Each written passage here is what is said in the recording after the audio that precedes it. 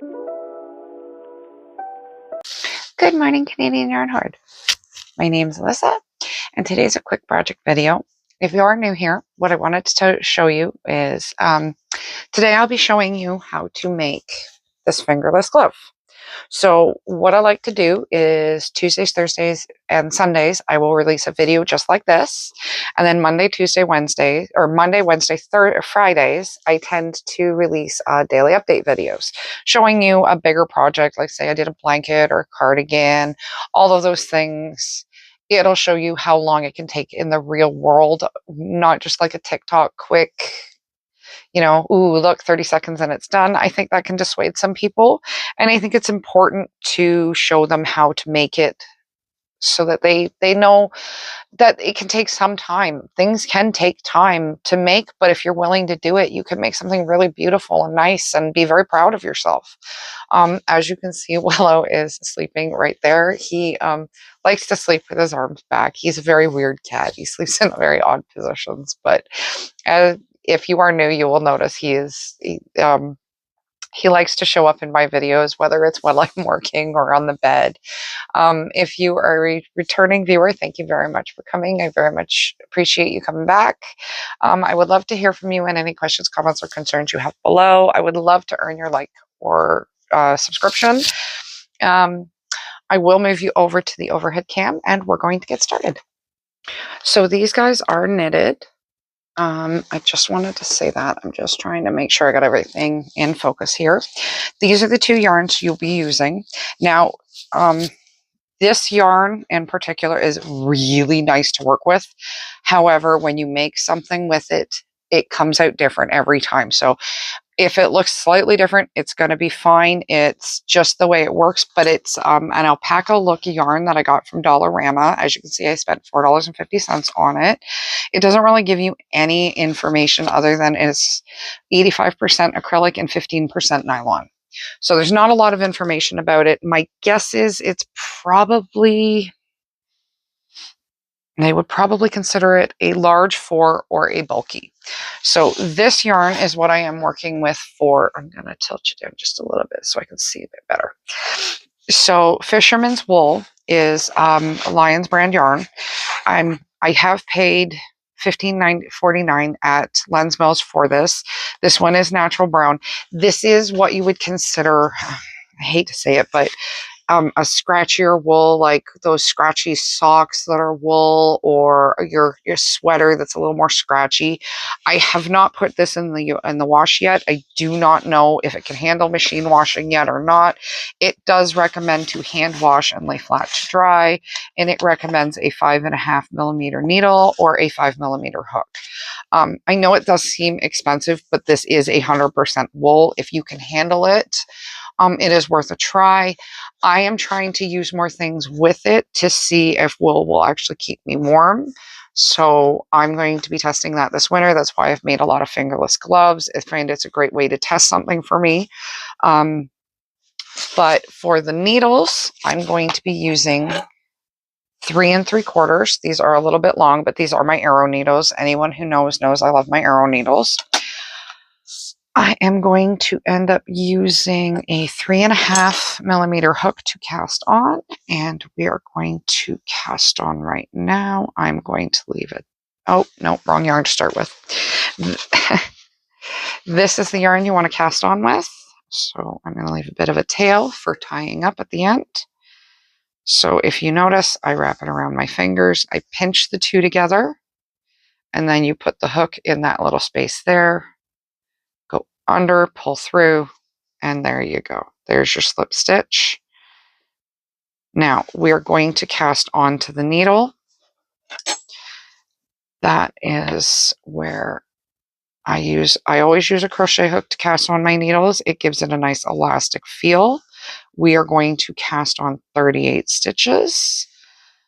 3, 4, 5, 6, 7, 8, 9, 10, 11, 12, and it leaves this beautiful bordered edge at the bottom. 12, 13, 14, 15, 16, 17, 18, 19, 20. I'm going to come back when I have my 38 stitches and I'll show you how to start it. So I have 37 stitches, and how you finish it off with crochet hook is you put the loop around the needle. There's your 38th stitch. So now what I'm going to do is we are going to do a knit 1, purl 1 ribbing for about 1.5 inches. So you're going to go knit 1, and what you do is you hold the yarn, your hands, the finger like this, the tension. This is how I was trained by my grandma to hold the tension. And there are many other ways people do it. So you put it behind, so you put the loop in there, wrap around, pull through, and pull off. And then you're going to put the yarn in the front, and you're going to do the same thing. And then you're going to put it at the back, and you're going to do the same thing. So you basically put it through, wrap around, down, out, off. Put it through, wrap around, pull through, and off. Put the yarn in the front, put the needle through, wrap around, put it through the back, and pull it off. Very simple to do the ribbing.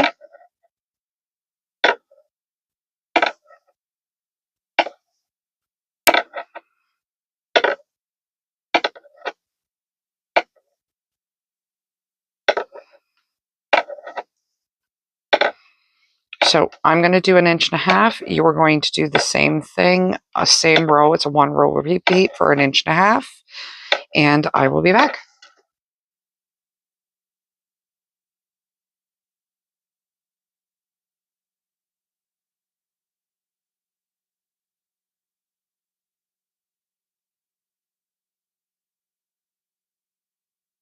All right, so now that my mic's back in, we have the 1.5 inches. I'm going to start with my fisherman's yarn, and we are going to do a pattern that is called moss stitch, or at least I know it as moss stitch. You're going to literally do the first row ribbing as you did for the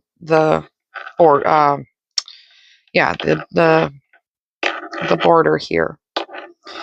You're gonna just back and forth. That where it'll change is the next row.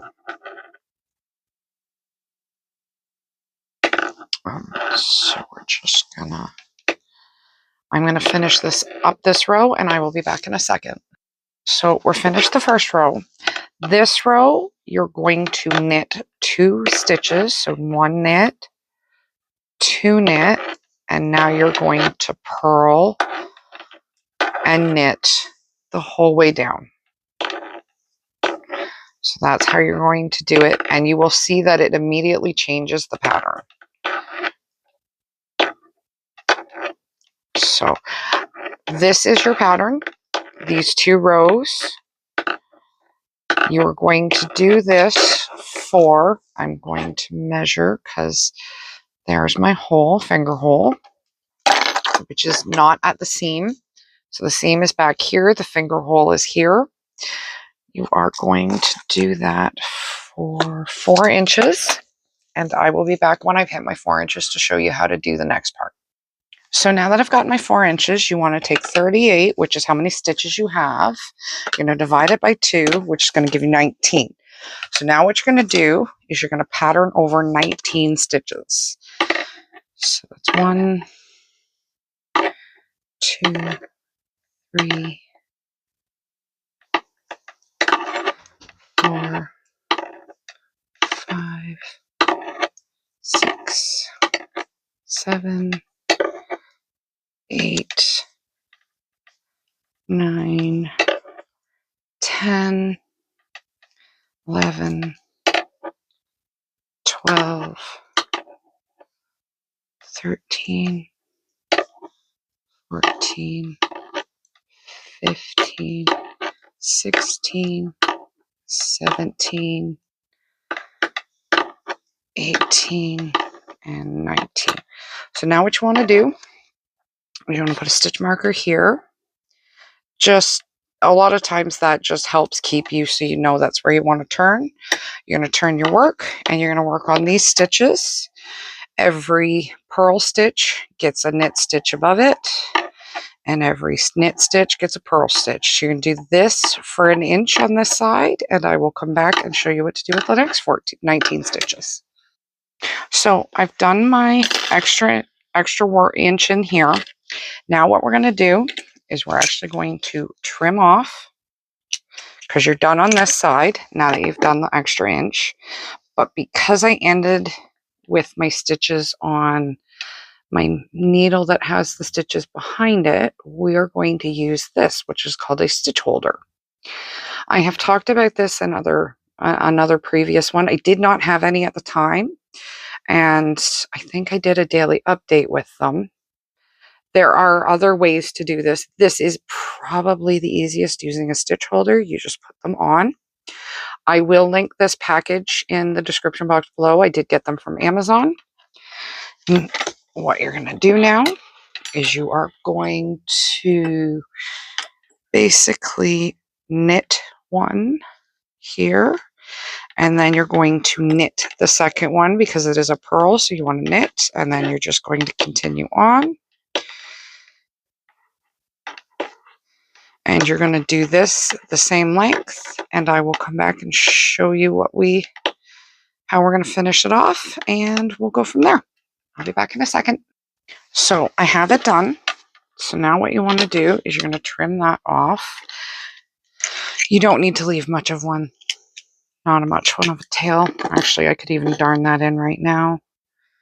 I'm not gonna, because I'm not sure which side is the right side and the wrong side yet. And then I'm going to push these needles back onto the needle and off of the stitch holder. So it was just a placement holder for a moment, which means you don't lose your stitches. It's great. I mean, I guess if you were doing entrelac or Tisnesian and you had to step away and you didn't want, and you only had 5 or 6 and you're going to lose your hook, you could easily put them on a stitch holder for crochet, but it is mainly for knitting. And there we go. So we have them off. As I said, I will link the stitch holder in the link description box below. So that is for the wool. So now we're going to go back to the alpaca look from the dollar store. But for here, what I like to do is I like to change to my needles. My son just gave these to me for my birthday, so they're going to be the first time I get to use these 3s.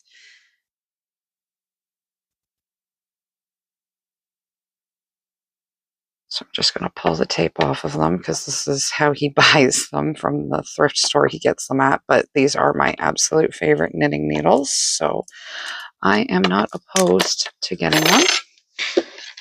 I am going to change, as I said, the size of the needle. So we're going from 3 1/4 to the 3. So you're going to put your needle in and you're going to go back to ribbing. So just do that. And you're going to do an inch of ribbing.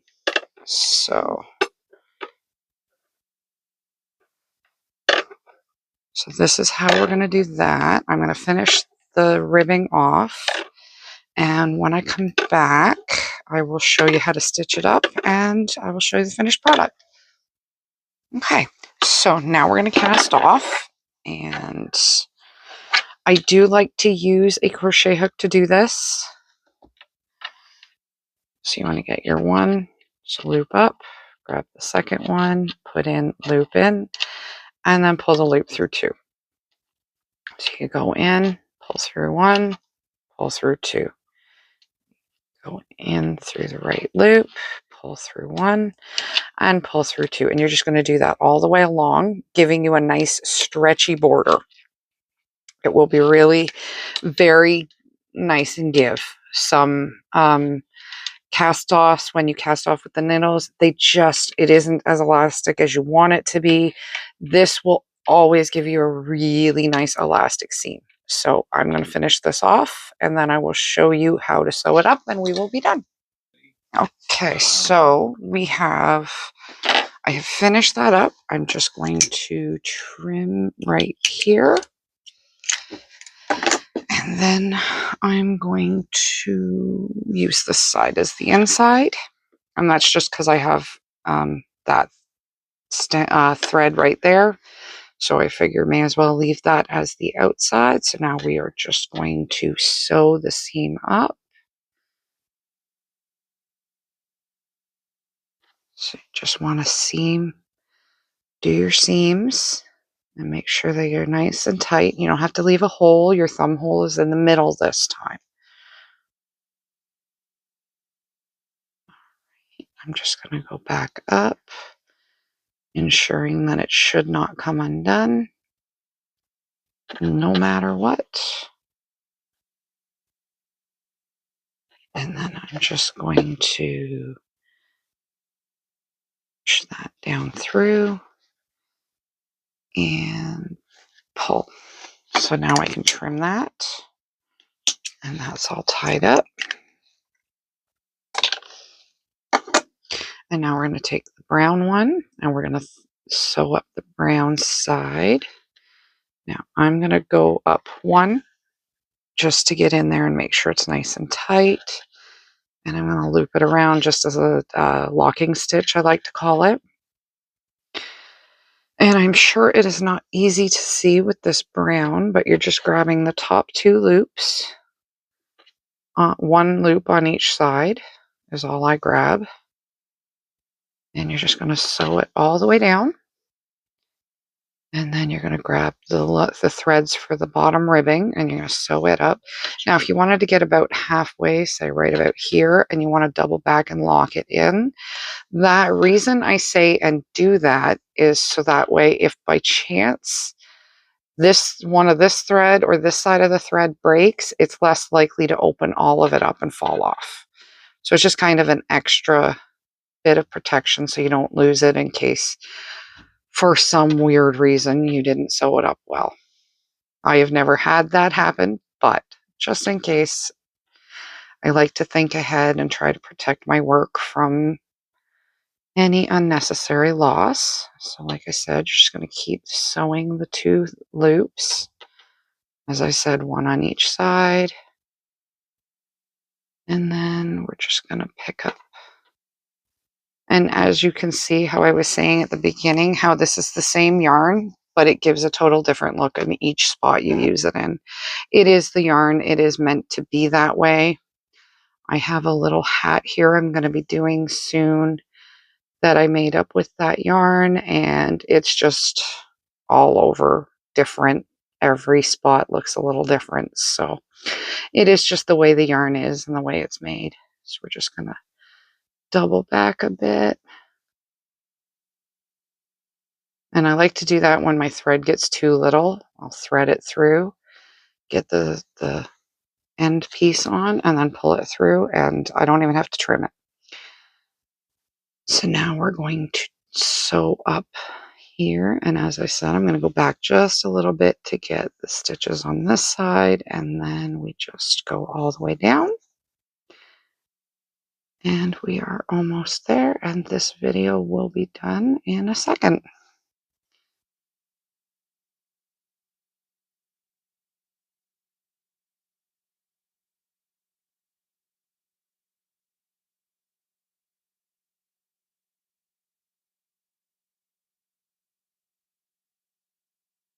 And I'm just going to tie these two, just that way you won't have it come undone. I'm going to weave that one all the way back up. There we go. That up and through. And then I'm going to do the same with this one. I will trim them off after I'm done weaving. There we go. So we're going to trim off. Remove that stitch marker now because it does not need it. And there you have it. Now don't forget to turn it inside out, even though it doesn't look like different. You know there's some ends there that you just want to make sure you tie up nicely. So there you have it. The seams are at the back. The thumb is in the front. a very nice ending yarn. And there you go. I hope you have a wonderful day. I hope to see you again. Bye.